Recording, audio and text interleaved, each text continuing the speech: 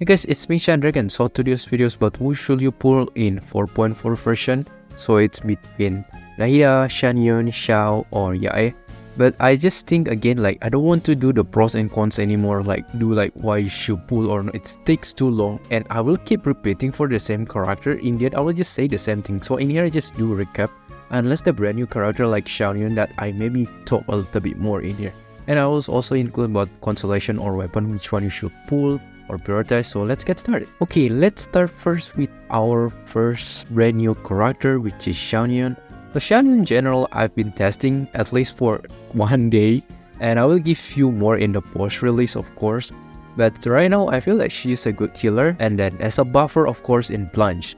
But not only that though, she can make everyone jump. So this is basically the main selling point of Xianyun itself, not only buffing but make everyone can jump, which is very good if you like plunging attack. So of course, as much I do testing, she performed the best with Furina. And then if you have Bennett C6, it's actually very good. I didn't test in my account because my Bennett is still C5, but on some of other like friend account, C6 is actually pretty good, especially if you want to do like some in Vaporize because it's just so good. And Xiao of course in here. But besides those characters, some of these characters actually get a little bit additional improvement or like changing in playstyle. So if you may be tired with the old same style playstyle, you can try this brand new playstyle, which is T-Look can be one of them, Hu Tao, Yae, Ayato, and a lot of different. I even see a lot of people already try different, even like Xianyun itself, that's pretty good. It allows for some character we can say quite funny or quite unusual. It can work technically. Even like I saw someone use Nevilet, didn't use the charge attack, only plunge, and it works. So that's quite funny, right? So in here, like yeah, it's enable a couple of characters to have a different playstyle and maybe some improvement. And some additional info for some of you that maybe hate that I already say in my preparation guide is that some of the plunging attack benefit is that it allows you also to avoid some of the enemy attack, and also it can hit better in AoE situation because plunging always hit AoE. However, beside those positives, there's things that for you to remember that Xianyun itself, without Furina or Bennett C6 or even Xiao at least, her value is kinda go down because yeah, it can work with other team without those characters, but it just feels not that great. And especially if you decide to not use much of plunging attack, her value even go down more. So it feels like her value to pull, it also depends on what you have in your team. So if you maybe have Furina or at least Xiao, something like that, then it gives you more value. But other than that, it maybe not give you more value. So it's kinda like restrictive in your condition of her to become good or not. In the end, Xianyun as a character, of course it's not meta changer. I feel it's not like a must pull type of character. She's still very optional character, but she has like this main selling point that I say like it can bring you a couple of different playstyle. And so because of that, I have couple recommendations for you to pull for Xianyun. So first, if you really like plunging attack, then I really recommend to pull Cloud Retainer or Xianyun because you will do a lot in here, because before we cannot do that, right? Besides Xiao, now we can finally with Xianyun buff in here. Other than that, if you really like to try different type of playstyle, let's say you're tired with the Hu Tao charge attack, then you can try Hu Tao plunging attack. It's still pretty good. And yeah, maybe if you like something like that, and also maybe if you have Furina and you want kind of find like what else the best healer besides maybe Jin or maybe Baiju, then one of them is Cloud Retainer or Xianyun that you can consider. Or maybe you don't have Jin, then Cloud Retainer maybe is the right choice for accompany your Furina. Other than if you have C6 Bennett, then if you want to utilize more about C6 Bennett, then yeah, this is your chances because either synergize actually very good.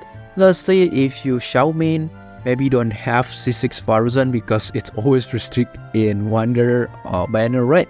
So if you want to improve your Xiao finally without like locking in C6 Farzan, then yeah, you should pull Cloud Retainer or Xianyun.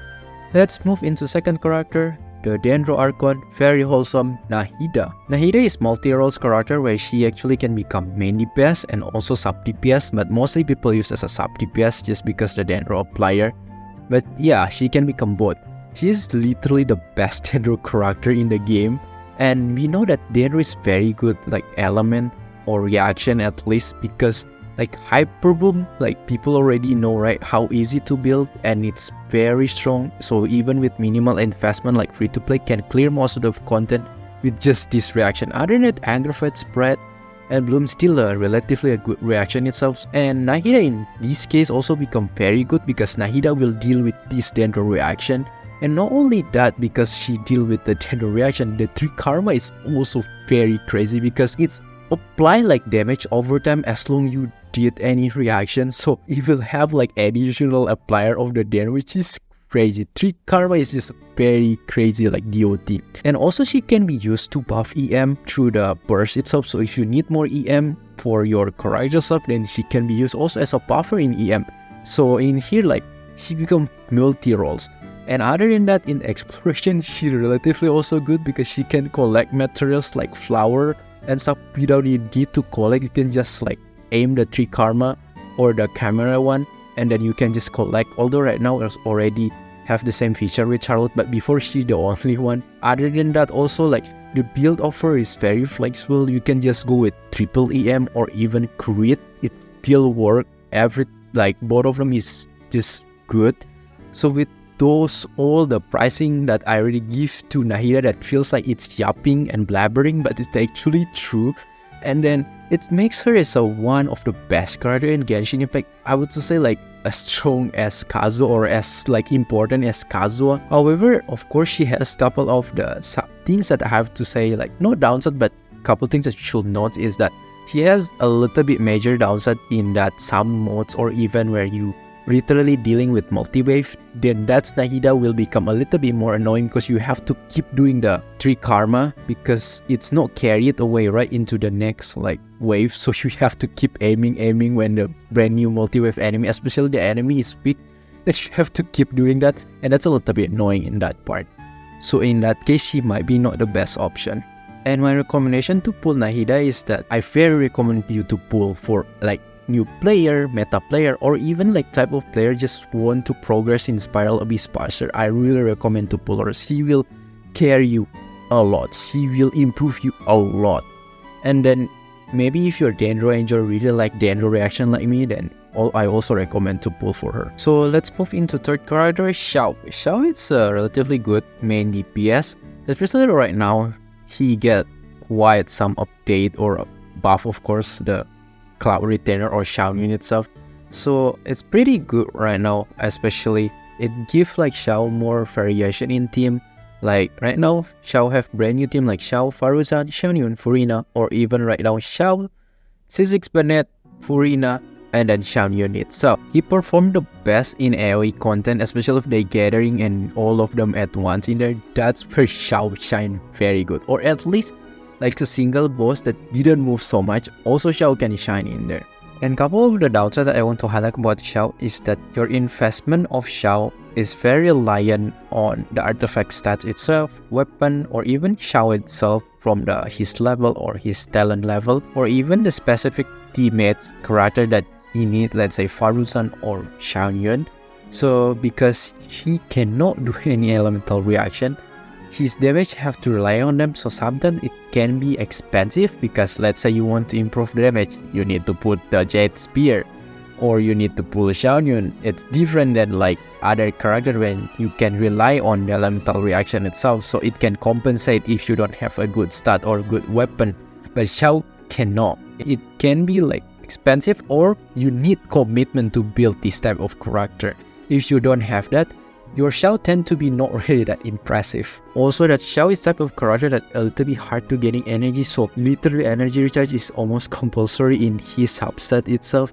And because of that, balancing his set sometimes can be troublesome. Either you will find in dilemma where you need to sacrifice your attack to give more ER so you have a better rotation, or you don't want to put ER, you have higher attack but your rotation become very weird. So sometimes this is a little bit stuff that you have to pay attention. The recommendation for me to pull Xiao is just like mostly if you really like Xiao or you really enjoy his playstyle, maybe because fast pace, plunging attack, something like that, then I recommend you to pull for Xiao. Other than that, maybe if you have C6 Faruzan, maybe from Wanderer, then you can consider to pull for Xiao because it's also pretty good to make like a Xiao with C6 Faruzan. Or maybe you get Xianyun right now and you want to find like what are another teammates that good for Xianyun, which is Xiao itself, then you can consider to pull for him.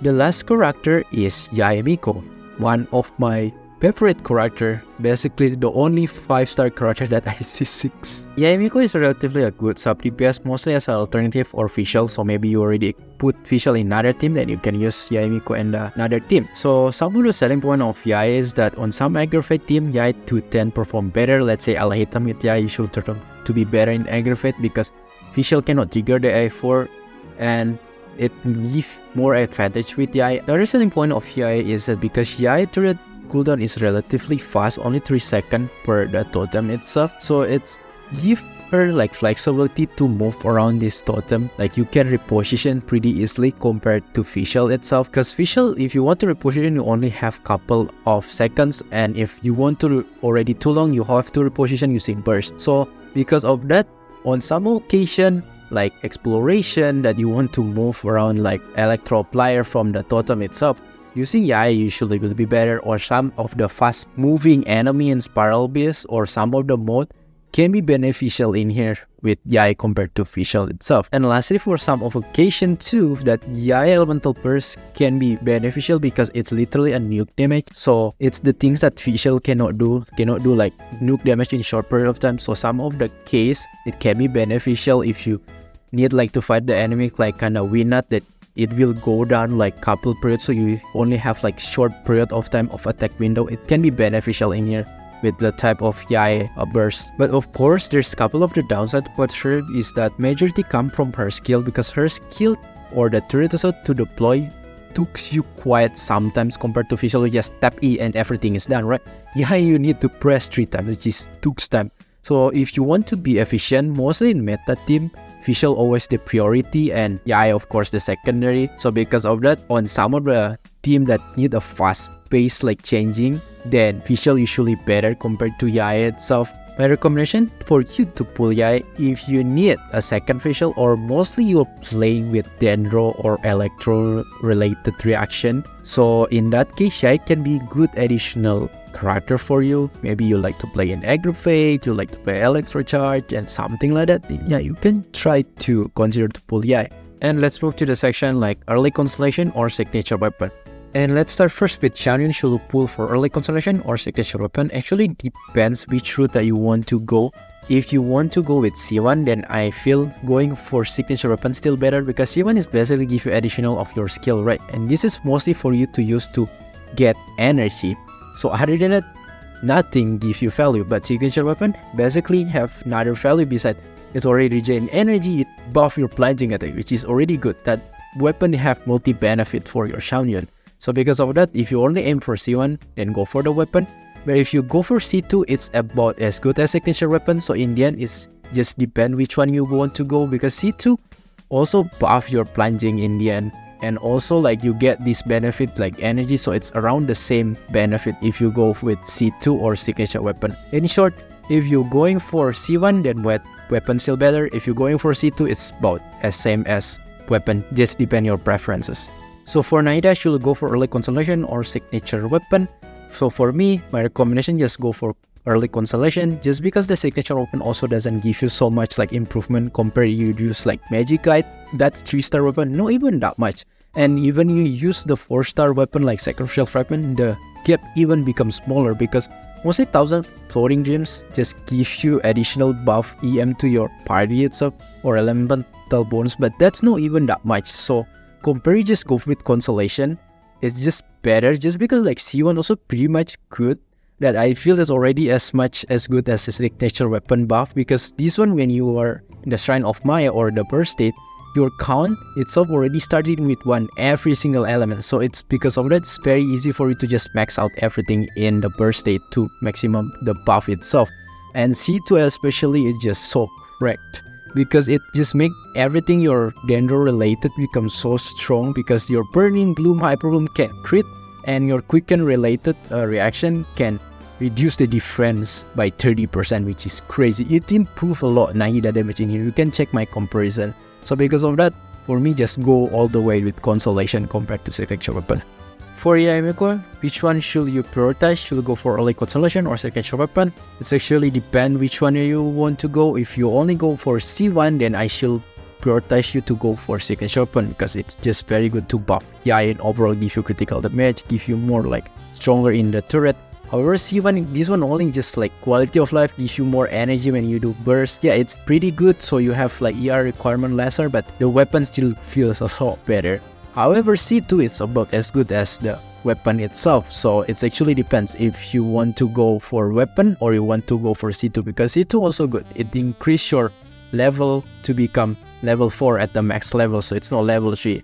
And also the range also increase, pretty much good in exploration too. For Xiao, should you pull for early constellation or the signature weapon? It's actually depend what is your purpose. If you care more about like getting energy recharge, which is the quality of life, then go for the constellation, because C1 give you one more charge for your elemental skill, so he can perform 3 times and can get more energy, so your ER requirement getting lower. C2 even lower or even nothing on some of the team, because Xiao energy recharge increased by 25%. So that's actually pretty good for Xiao itself. However, if you just care about damage, then go for signature weapon with the Jade Spear itself. However, take note, this Jade Spear is not that rare. You can even get on standard banner eventually, maybe if you have like a luck in there. Or even you lose your 25% in pulling limited banner, then one of them is Jade Spear. So because of that, it's not really that rare. So take notes in there if you want to pull this weapon, because yeah, it's not really rare. If you ask my C2 equal as a signature weapon, but both of these is better than C1. So pretty much that's it about Wushu Pool Edition in 4.4. So if you ask my verdict, I think you already know my verdict will go into Nahida, because Nahida is literally one of the best character in Genshin Impact, like same level with Kazuha. And we know that Dendro is very strong reaction, and she become the best Dendro unit or character in here.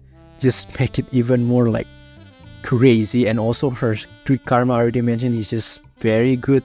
Exploration also have some utility, so she's literally one of the best character that I very recommend you to pull.